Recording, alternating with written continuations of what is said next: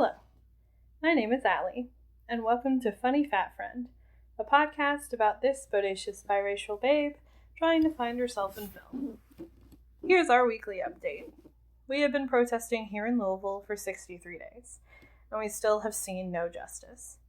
I'm continuing to highlight organizations leading the way in creating equality. Last week, I told you all about Change Today, Change Tomorrow, and this week, I'm going to tell you about them again because I'm actually currently running a fundraiser for them for my birthday, which is on Monday, August 3rd. It's Leo season. I'm not really confident what that means, but I know that it's my birthday, so you have to be nice to me. Please give if you can. I'll link the fundraiser in the description. It's also been posted on all my social media, so if you follow me there, you can click it there as well. And please give and share if you're able to. Okay, so the basketball is out of the bag. This week's film is one of my favorite films of all time. I watch it multiple times a year. And as a gift to myself for my birthday, I'm going to drink a gin and tonic and make y'all listen to me talk about it. Okay? It is the 1996 powerhouse classic, Space Jam. If you have not seen Space Jam, you have not obtained a crucial level of joy in your life, and I am excited for you to have that joy once you watch it. It stars the world-renowned human being Michael Jordan in the role of a lifetime as himself. It also stars the Looney Tunes. All of them. Like, all of them, for real. And they are also playing themselves. And it is legitimately, like, a genius piece of art. And no one is ever going to be able to convince me otherwise. I do not care. You are wrong about this if you think that it is not a genius piece of art. Okay? Okay, so basics. It has a budget of $80 million, and it raked in $230.4 million at the box office. It became the highest grossing basketball film of all time. So, R.I.P. to Catwoman again. Okay, and last thing before I get into it, I'm not going to edit this episode at all because I'm really tired and I don't want to. And so, with that being said, let's just talk about the movie, and hopefully it's not too rambly and I don't breathe too hard, because sometimes your girl just, like, heaves for no reason. Yeah, there we go. I think I just did it again. I just laugh really hard and then I take big breaths and they're really loud, so you're welcome. You're gonna get all those this time. Alright, so the beginning of Space Jam. Mwah. We start in 1973. We see a little BB Michael Jordan shooting some hoops, and his dad comes out, and they talk about basketball and how he wants to be a big star. And then he wants to go play for the University of North Carolina at Chapel Hill and play in a championship team and go to the NBA. And his dad is like, well, if you're good, you can do it. And then Michael's like, you're right. And then he shoots a basketball, and then we get a montage of Michael Jordan being the greatest of all time. And it's pretty fun. It's just a lot. That's how you do a montage, all right? It's got to be exciting. It's got to have a bop playing. We got to get a lot of cuts and fades. It is too long. Okay. I may love this film and think it's an incredible piece of art, but I still can acknowledge some criticism. The opening sequence that is just this ESPN fan edit of Michael Jordan being good at basketball is too long. But, you know, is what it is. All right, next thing is Michael Jordan at a press conference in 1993 when your girl was born. Did I mention it's my birthday? I really love my birthday. Okay. 1993 press conference. Michael Jordan is announcing that he is retiring from professional basketball, which is a shock. We are all shaken to our core. Even as a less than 1-year-old, I clutched my pearls. When this happened. Oh, I'm having fun. All right. So yeah, he announces that he is retiring from professional basketball. And then the gaggery of it all, he's retiring in order to pursue a career in a baseball. And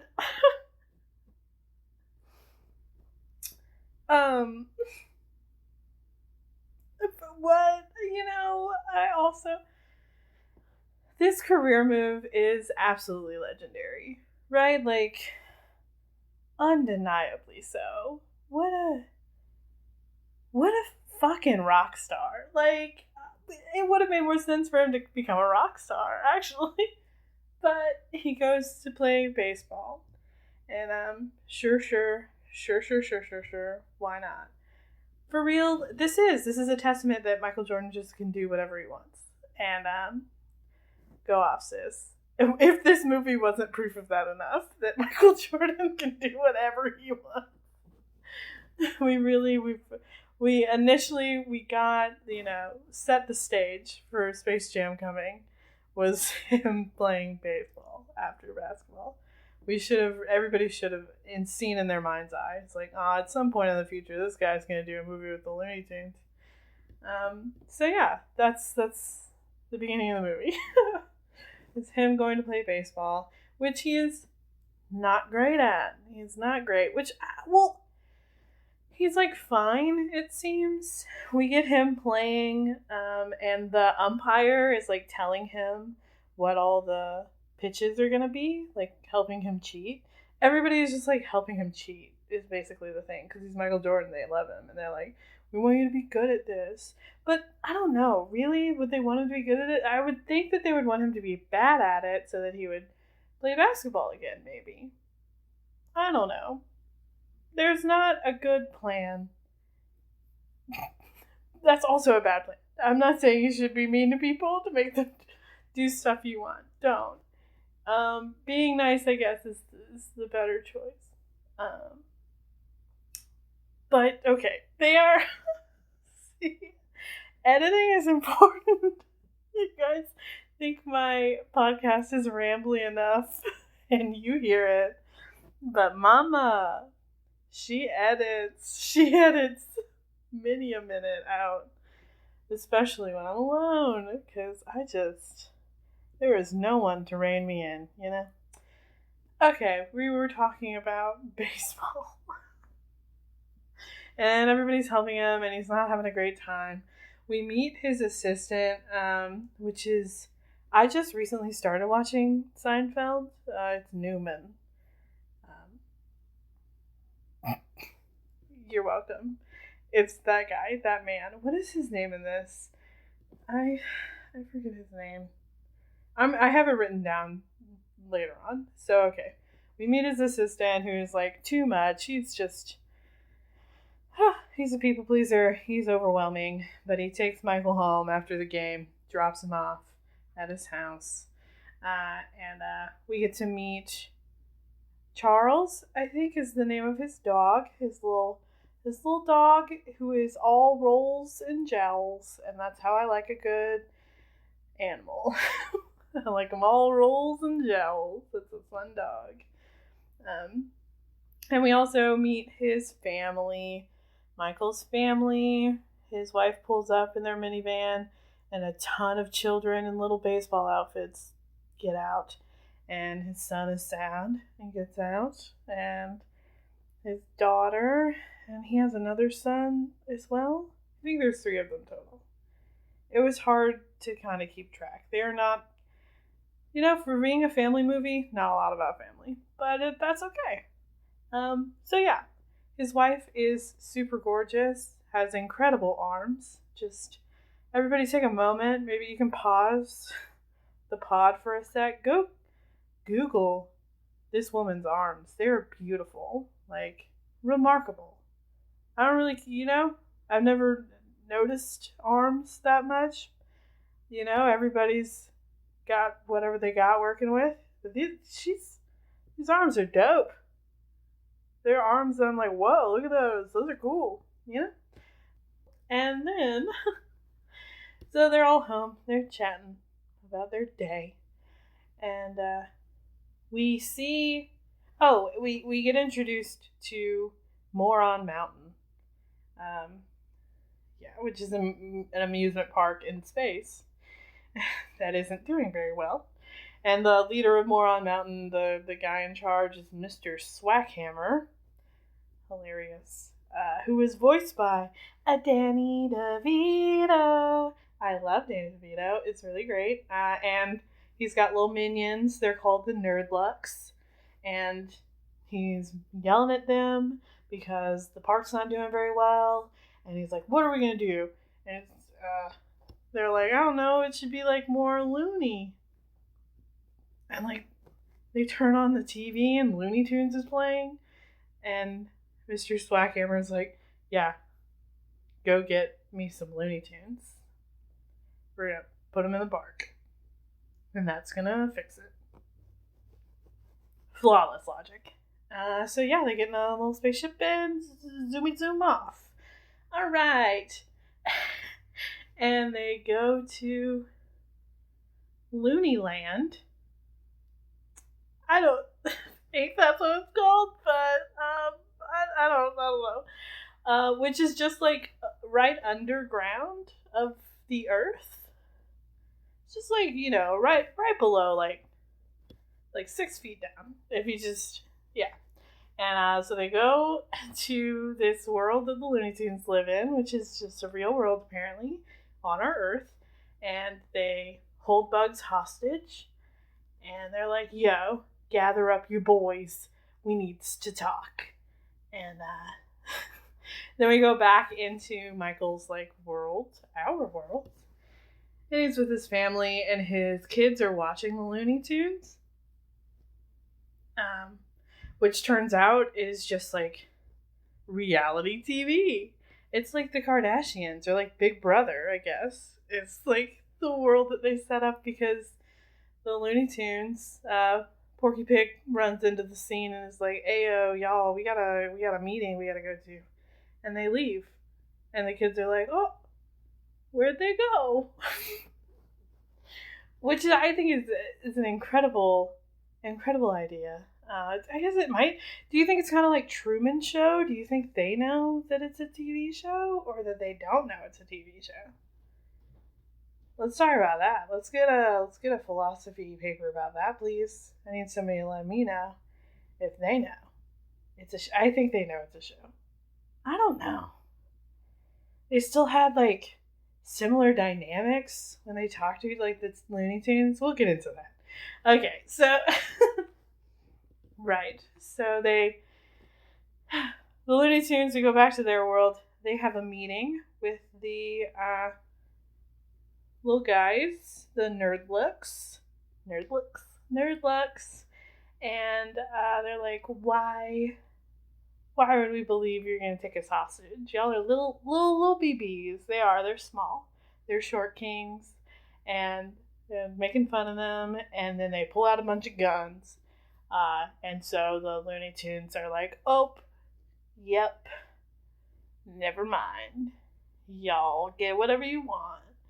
And Bugs has the idea of like, well, you gotta let us defend ourselves. How about we like, we kind of battle it out. Let's have a good old fashioned game to determine, you know, if you conquer us or not.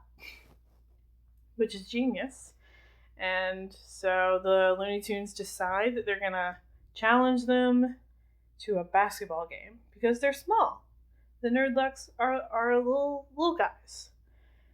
And so they think they've really cracked the code. They're really smart. And they're like, we're going to smash them up. And they play like a 1950s video about basketball to educate the Nerdlucks on what basketball is. And in the video, they're talking about how, like, the greatest players of all time play for the NBA and stuff. And you see all the little alien babies look at each other like, we have an idea. So, yeah. So then we see, we meet other basketball players. We meet Charles Barkley, Sean Bradley, Patrick Ewing, Larry Johnson, and Muggsy Bogues. Boggs? I don't know. I just know it's Muggsy. We get a compilation of them playing the game that they are good at, the basketball, and we find out that the aliens can suck their talent out of them. That's just something they can do. Like, it's just some alien technology. You can just suck out skills from human beings. Why not? Why wouldn't they just do that with the Looney Tunes? Like, just take, like, their fun and, like, inject it into Moron Mountain.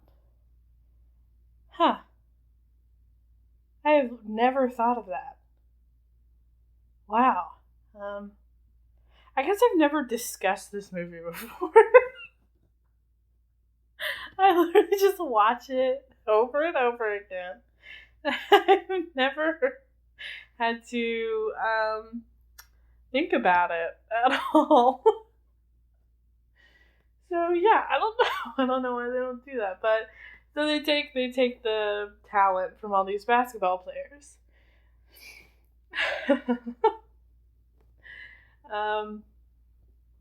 And we go back to Looney Tune Land, where the Looney Tunes are playing on the basketball court, trying to, practice, but they're not great. And it's time the Nerdlucks have time on the court, and so they're like, haha, okay, little guys, have your practice time, and they pull out the basketball that has all the talent in it, and it transforms them all into these massive, giant monsters. They become stars, mama. Ooh. I love it. Oh man, this is scary though. Legit, like a frightening scene. They're got all these fangs, they got scary bones popping out of places. They're intimidating. I was intimidated. I'm a grown woman and I rewatched that scene and I was like, ooh, a little scary, a little frightening. My heart's a pumping. And so yeah, they intimidate the Looney Tunes. The Looney Tunes get fully shook to their core, and like literally shook because they like cause an earthquake at one point. They just like throw a basketball down and they break the whole court, which doesn't seem very helpful for them too. It's like, y'all might have talent, but like y'all ain't never played basketball before. Like, you still have to learn how to play the game. It's like really great basketball players are really great, but they still have to like learn the skill. They don't know anything about basketball, but okay. But yeah, so the Looney Tunes are scared, and Bugs comes up with an idea to get a talented person on their side. So who do you think it's gonna be, guys?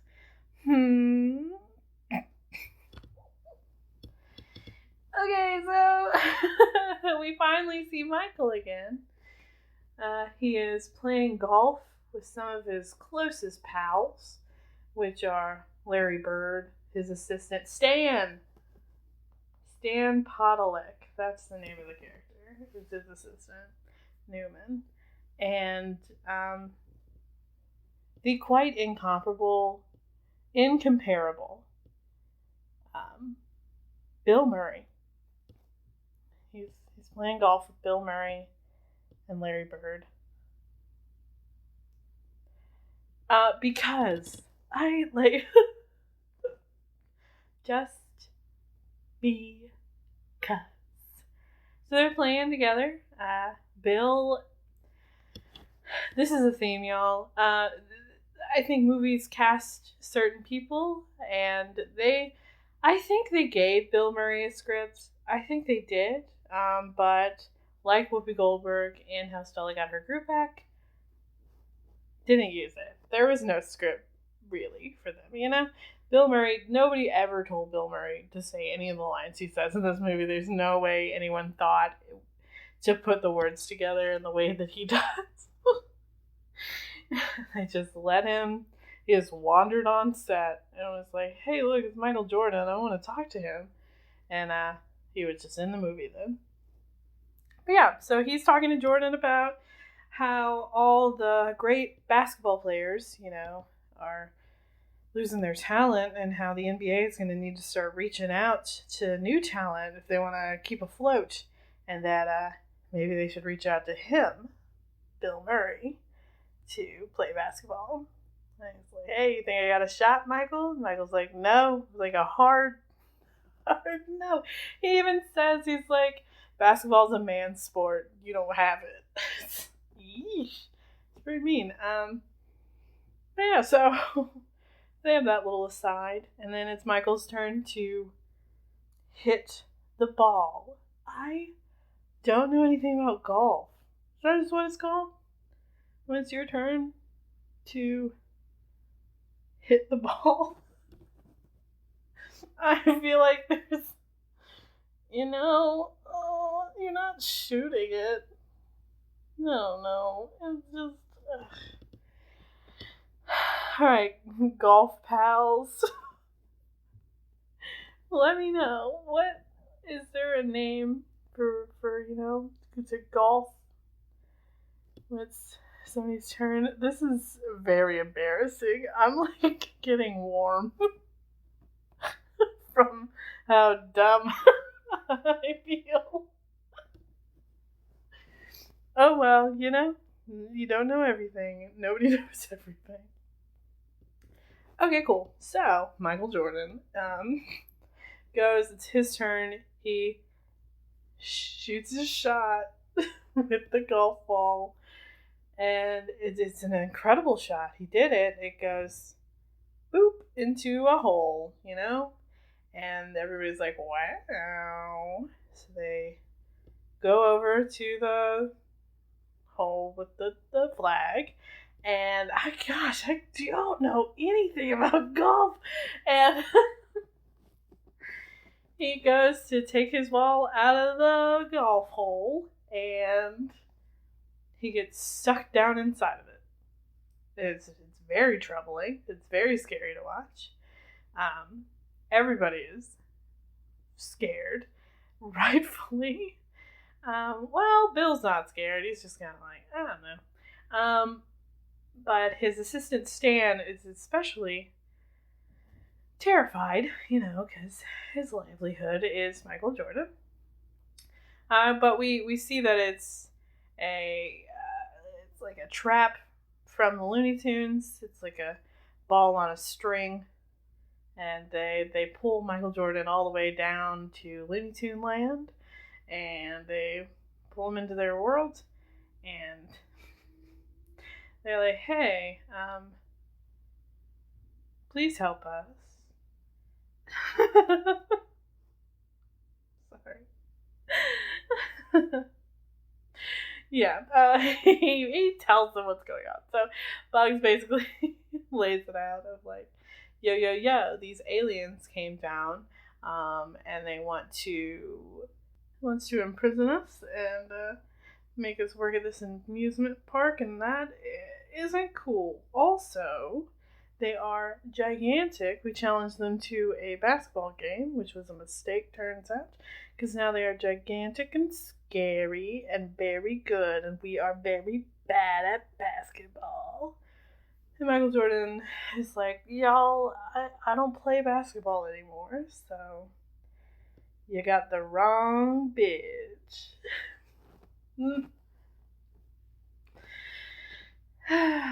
Gosh. We love a gin and tonic. Everybody tell me, what's your favorite drink? It's my birthday. It's not my birthday yet. This is before. We're having fun. I got a really nice bottle of gin. Yay. What was I? Right, Michael Jordan didn't play basketball anymore. And so they're like, oh, shit. We fucked this up.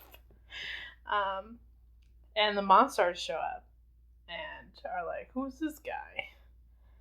And he's like, I'm Michael Jordan. I don't play basketball anymore.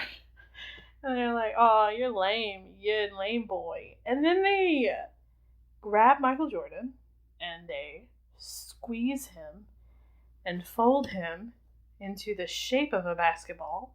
And they play basketball with him. And it's very scary. The animation of Michael Jordan as a basketball.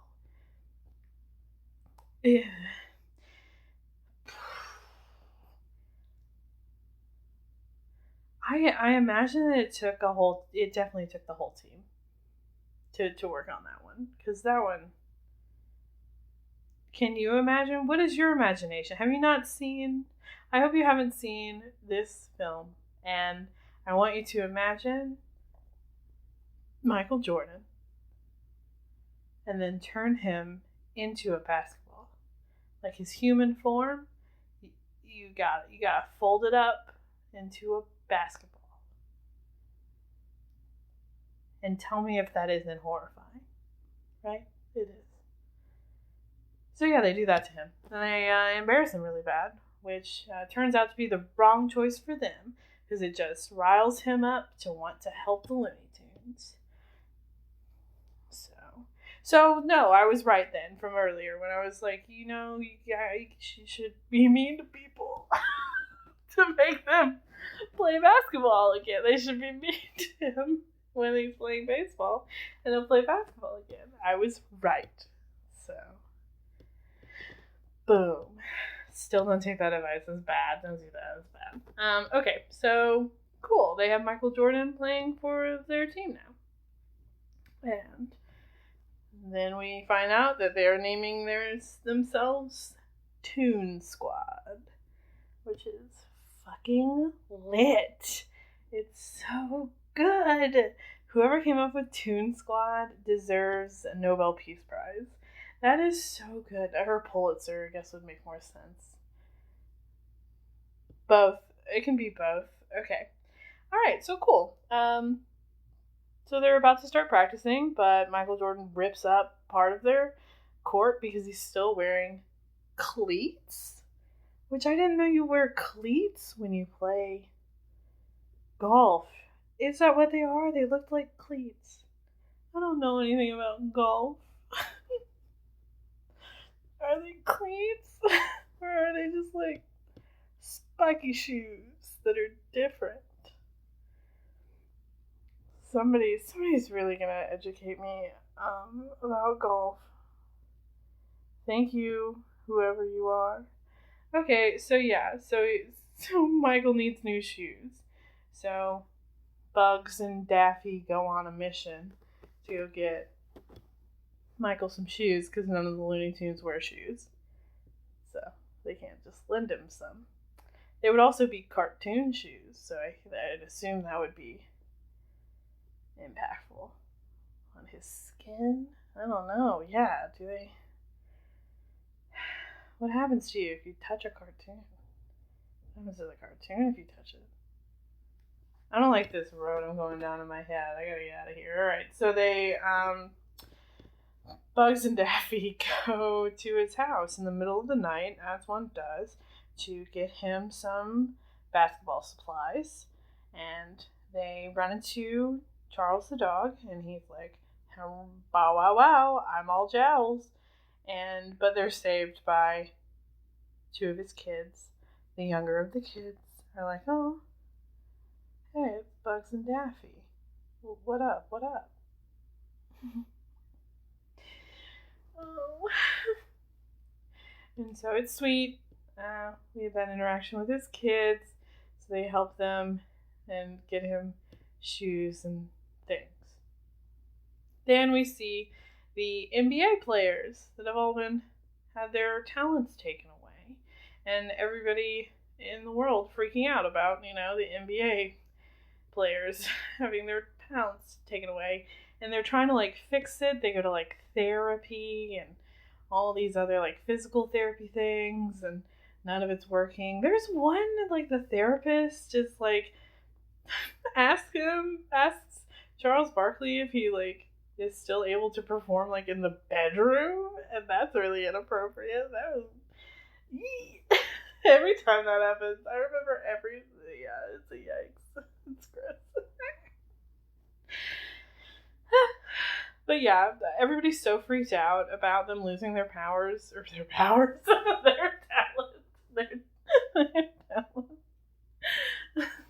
that they end the whole NBA season early.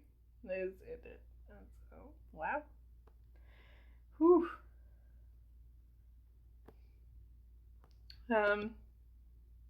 Yeah. So that's sad, and that's what's happening in our regular world. We go back to Looney Land. I really don't think it's called that. Toonland? I'm not going to look it up. Whatever. We're already here. So we go back to Looney Land, and it's the day of the match. We met Lola Bunny. Oh, that was in the last scene before they go to get Michael some supplies. He's like, all right, let me see everybody's skills. And everybody's bad. It's like, none of y'all can play. And Lola Bunny walks in and is like, I want to join the squad. And is just so sexy. It's uncomfortable. It's a sexy rabbit cartoon. Yikes. Don't know why still. I still don't know why. But Bugs is like, oh, hey doll. And Lola gets upset and owns his ass on the basketball court very hard. Tears up his toxic masculinity with her power. And it's like, don't call me doll.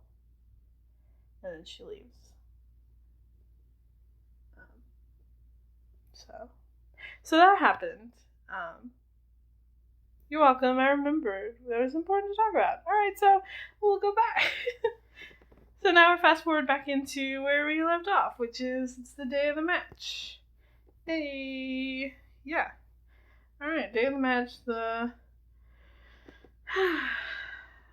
Monstars are really good. Surprise. I genuinely, actually, that's surprising, because, you have to learn the rules and all that stuff. I guess it doesn't really matter. They can break all the rules. They don't care. There aren't really any actual rules, because they're, fully just, hurting people, and that's against the rules. I guess there's no regulations. But, yeah. So the Monstars are just owning Toon Squad. Hard. Just annihilate them. It's just a bloodbath. It's just good Looney Tune content. We love violence. So we get a lot of that. For the first half of the game, it's just that. And they're really sad. But Stan shows up, right? We remember Stan. Stan had been digging up the golf course to try and find Michael. And he does. He gets into the Looney Land. And Stan is there, and he's like, yo, let me to help you guys. So he sneaks into the locker room of the Monstars and is listening to them. And Danny DeVito has come down. Mr. Swackhammer has come to watch the game. And is talking to them about, they have to win. And the Monstars are all, well, we stole the powers from all the NBA players, and that's how we're going to win. And Stan's like, gasp. This is important information. But he is too loud and they find him. But they just rough him up a bit. They don't murder him or anything. So he's able to go back to the Toon Squad and tell them what's up. Which doesn't really increase the morale at all of the Looney Tunes. They're like, well, fuck. You just confirmed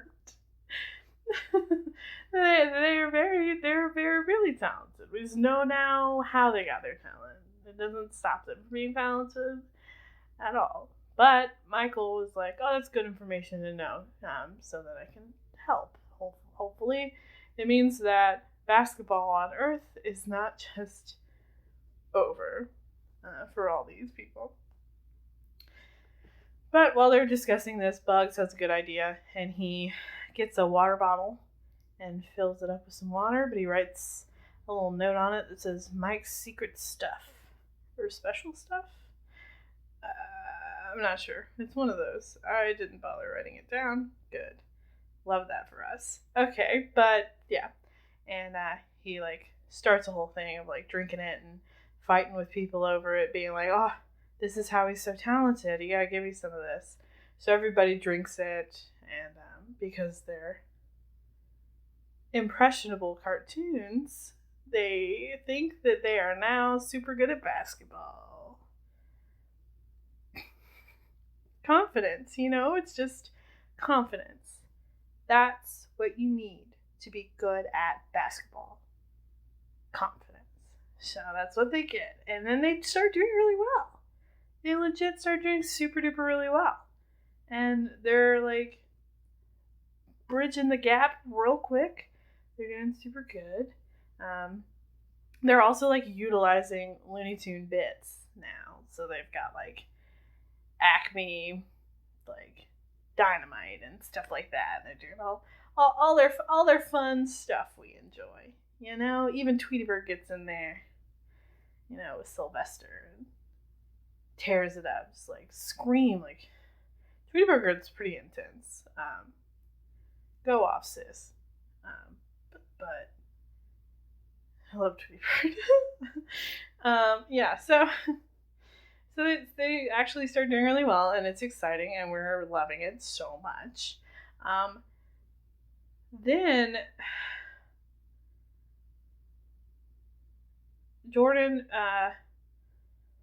Michael Jordan calls a timeout because they're getting really close, but they're running out of time. And he knows that even if they win the game, he wants to guarantee that he'd be able to help his friends get their talent back and stuff. So he goes and he talks to Swackhammer, Mr. Man, and is like, yo, let's make a deal. If we win, Toon Squad doesn't have to go, to Moron Mountain and work for you. And if we lose, I, Mr. Michael Jordan, will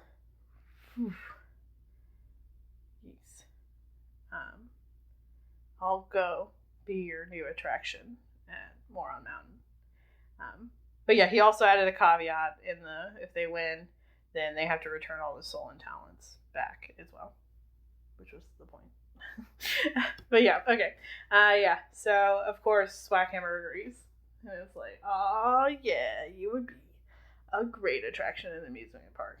Straight up, yeah, if Michael Jordan, not against his will, obviously, but even if Michael Jordan just went anywhere and you said I could pay money and just be near him, I would. And we know that's true because that's basketball.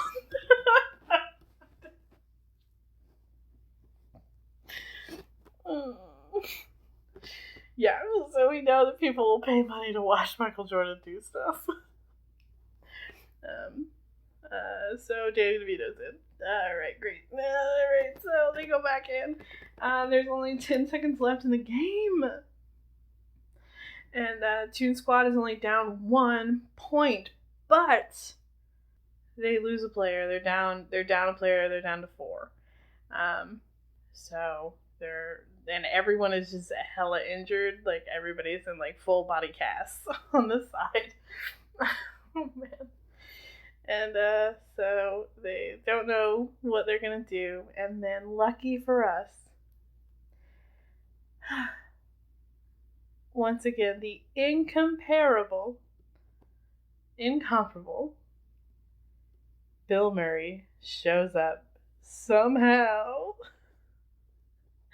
on the court, already in a jersey and shorts, ready to play. And so he's on the team. Bill Murray joins the team as their fifth player. And he comes up with a plan. He like kind of talks over Michael and is like, just give me the ball. Just give me the ball. And so they play. The clock starts running down. There's only a couple seconds. Somehow, Bill Murray does get the ball and gets it to Michael, but the Monstars pretty much start like tackling Michael. And Bugs Bunny reminds him, yo, you are in a cartoon world where physically anything is possible. So get weird with it. Which doesn't make sense. Like, your body chemistry changes, I guess, when you go into their world. Because I was thinking, like, when you go on the moon, the gravity is different, but you can't turn into rubber, But okay, this isn't real. So yeah, he's getting tackled by all the Monstars, and Homeboy does the famous like Jordan, the Air Jordan symbol. He's in the air. He's doing that, and his arm is outstretched with the basketball in his hand, and he just stretches his arm just 50 feet. It's very disturbing and scary. But that's what he does. He just stretches his arm really hard and far and dunks that ball. And they get the points they need to win.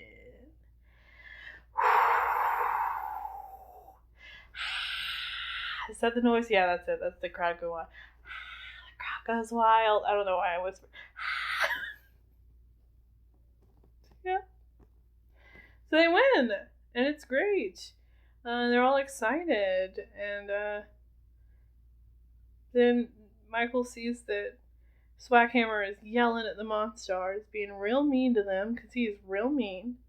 And Jordan goes over to them and is like, yeah, you know that, like, he only got away with being mean to you because you were really small and you were scared, but that is not the case anymore. And they go, oh, word, we are very big now, so we will murder this man. And they take Mr. Swackhammer / Danny DeVito, and they put him inside of a rocket, and they throw him through the air, and it explodes on the moon. So, justice. Lit. Yeah, it's great. But they still hold up their side of the deal. They give their talents back to the magic basketball that they use to house them. And Michael Jordan takes it with him and Stan. Take it back. But before they leave, the Monstars also ask the Looney Tunes if they can stay there and live with them. And they're like, we don't know if you're loony enough. And but then they do like a little bit where they do all of the famous little bits. And it's very cute and adorable. But honestly, I wanted it to be a resurge, after this of Looney Tunes and have them in it, but that didn't happen. But, maybe we can keep hope alive. But okay, so the little guys get to stay in Looney Land, and Michael and Stan go back to Earth. The Monstars help them out one last time, and they take him back in their spaceship because he has a baseball game that he can't be late for. So Michael Jordan gets dropped off at his baseball game in a spaceship while an R. Kelly song plays, which is really depressing. R. Kelly's a gross, disgusting villain. We're not R. Kelly defenders here at this podcast, so he's awful and should be in jail for a very long time. And it's too bad that he's on this soundtrack that is so good. Alright, so he gets dropped off. Michael Jordan gets dropped off in his spaceship at the game. Yep. And everybody is excited and shocked. And yeah, and that's pretty fun. And then after the game, we see Michael takes he gets all the basketball players together, and he returns and gives them the basketball, and they're all like reluctant. They're like, "Why would we play? With the we're all bad, Michael." He's like, "Just trust me, touch it." And they touch it, and then they all get their little things back. Their little skills, their little talents, and then they play basketball together. It's pretty fun, and yeah, and then we see that 2 years later, in '95, Jordan returns to the Chicago Bulls to resume his basketball career. And yeah, we see Bill Murray in the stands. And he's like, that could have been me. And he's sitting with Larry Bird, and Larry Bird's like, you gotta stop. And then it ends on a compilation of Jordan playing basketball again. And that's the end of the movie. Space Jam. Space Jam. Space Jam. Why is it called that, huh? I don't know. I a little bit understand, right? As much as you probably do. I'm sure you thought that was a naive question of me. Why do they call it Space Jam? And I'm sure in your head you're like, well, because they had space, and you call some sports things a jam. But let's break that down some more, though. It's like, we weren't in space. We weren't, though. There were aliens that came from space, but we weren't in space. Space really actually wasn't that big of a factor. Okay, sorry. This doesn't matter. That's Space Jam, and I love it more than almost everything in the world. I love it more than very few things in this world. Yeah. And it's so wild. As much as the movie is wild, how it got made is even more outrageous, right? The fact that even got made at all. I sounded like Porky Pig. They even got made. Yeah, because it started... There were 2 Nike ads that were on TV featuring Michael Jordan with Bugs Bunny in 2000, in 92 and 93. There were ads. And that was where it kind of set off. And the director of those 2 ads is the director of Space Jam, Joe Pytka. He made those commercials. And then from that, we got Space Jam, essentially. It's just these things work together well. Let's make a whole movie. This is very, very wild. It's so wild. But, it kind of, it was postponed at first because Michael Jordan quit playing basketball for real in 93. And so he was like, oh, I guess maybe we won't make this movie. But, then they just worked that into the script, Art imitating life. Also, apparently, Spike Lee really wanted to help write the script. Spike Lee! But they wouldn't let him. Warner Brothers wasn't into it because of his work with Malcolm X. They didn't like that, so. Which is their mistake. But, apparently it was about how he funded it was the real issue they had with it. Not content, so that's good, but still. Yeah. And also, Danny DeVito is the only celebrity voice actor. They didn't want it. I think Warner Brothers didn't want it to be Danny DeVito at first, but the guy who originally they had cast had to do another movie at the last minute, and so they were like, "Fine, let Danny DeVito do it, I guess."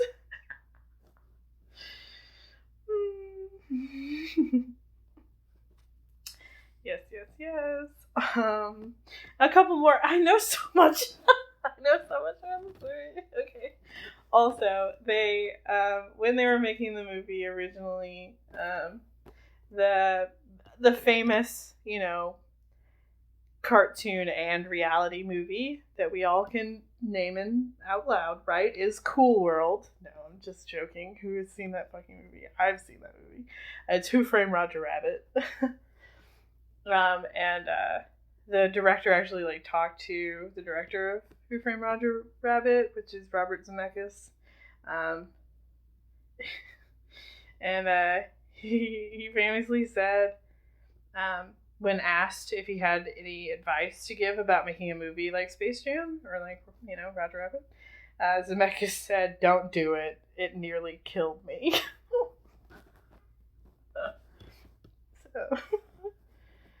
So we love that. Okay, and then finally, let's talk about Bill Murray. Because I'm a little bit right, okay? I know I was joking about how I don't think they gave him a script and he just went off on his own. I'm a little bit right, okay? Because originally in the script, Bill Murray was only in the golf scene, and that's it. He just saw when Michael was shooting in the virtual studio, so that's when he was in all the green screen motion capture stuff. Bill Murray stopped by and saw him doing that, and he was like, "Oh, I wanted to do that stuff, so add me in to the Looney Tune world," and that's why he shows up at the end of the movie randomly. It's because he just wanted to do the fun green screen stuff. That's so good. Oh man. Oh gosh. And yeah, the last big thing people usually talk about is the soundtrack, which I touched on for a second with, the disgusting villain that is R. Kelly. But the soundtrack itself, it sold enough albums to be certified 6 times platinum. That's wild. And it does slap. The soundtrack is extremely good. I have it on vinyl because I am a hipster bitch. And it is one of my proudest possessions is the Space Jam vinyl. They released it exclusively for Record Store Day 6 or 7 years ago, and so I got it. Yeah, but it is. It's a really exceptional album. Without the music, yeah, it wouldn't be Looney Tunes without really great music. But they did a really good job of melding the classical orchestrations we're used to with Looney Tunes, melding it with early 90s R&B. For the most part, it's really good. I think it's dope. Yeah. So yeah, let's talk about the critics. It has a 43% on Rotten Tomatoes and a 3.2 out of 5 stars on Letterboxd, which is just unbelievable injustice exists in our world, as we all know very well. How could you not love this movie? Okay? How could you? Less than 50%? Really? Come on. 3 stars, fine. I kind of understand. 3 stars and up, I'm okay with. And that's actual people rating it. Okay. But critics were just incorrect. And they are wrong, and all critics are wrong about Space Jam. And that's a blanket statement. My favorite Letterboxd review was somebody just said, "This was the greatest documentary I've ever seen in my life." And that's just very good joke. Very good comedy, sir. That wrote that. He was a funny guy. Okay. Alright, we've done this long enough. Let's start to wind down. Let's ask the question every one of these is about. Do I relate to this film? Do I relate to Space Jam? Okay, I don't relate to Space Jam. I find it deeply entertaining and lovable and deserving of praise. I don't relate to any of the characters. Maybe a little bit to Bill Murray. I think just, having cool friends and wanting to do the cool stuff they can and having insane expectations of myself that don't add up. Yes, I definitely am overly confident. I feel like, yeah, I could probably play basketball. I do think that I could probably play basketball. So yeah, I relate a bit to Bill Murray. So I relate a bit to this film. It's like, a lot of people say it's nostalgia is like what is keeping this movie alive, Space Jam. But I genuinely love watching it. It's really funny and weird and fun. And it stays that way. Every time I watch it every year. I watch it every year for Valentine's Day. It's like my Valentine's Day ritual. I just love it. And then more times because, it's good just to watch. Maybe I'll watch it every year for my birthday now, too. But yeah, that's not really relatable, but still incredible. And honestly, yeah, if you haven't seen Space Jam, do it. And if you have seen Space Jam, time to rewatch it. They're making another one. The sequel is official. Well, I don't know. Sequel's kind of weird. I don't think it's going to be like the same universe, I'm sure. It can't be a sequel, really. But it's coming out next year in 2021. And it's real this time, because I've gotten excited every couple of years for the last, decade. But they have an actual date. It's supposed to be, I think, in the summer next year. But we'll see, obviously, with the way the world is, if that doesn't get pushed back. But it's supposed to be LeBron James, and Ryan Coogler is one of the producers. And that's really exciting. So hopefully it's going to be dope. Yeah. Okay, so let's wrap it up. I just burped. We're leaving it in, so you heard. I apologize. Okay, so... And now I hiccuped? Oh, yeah, we gotta wrap this up. Alright, here we go. So I'm just gonna wrap it up conclusion. Alright, y'all. Thank you for listening to me. This time was rougher than ever, so especially thank you for listening to me talk about one of my favorite films of all time. Thank you to the world. Okay, please, again, a reminder, if you can, give to my birthday fundraiser for Change Today, Change Tomorrow. Again, linked on all my socials. I'm going to take next week off because I'm going to be doing fun birthday things, and I'm just behind on projects, and I gotta slow down. So I'm going to take next week off, but I'll be back week after with something real special. I love and appreciate you all, and I'm actually going to let my Michael Jordan doll give the last word, because I have a 2-foot tall Michael Jordan from Space Jam speaking action figure. He's not even the only memorabilia I have from the movie. But anyway, I'm going to let him sign off for me. Here we go. Let's see if this works. I really enjoy playing with you guys. Yes! Okay. Bye!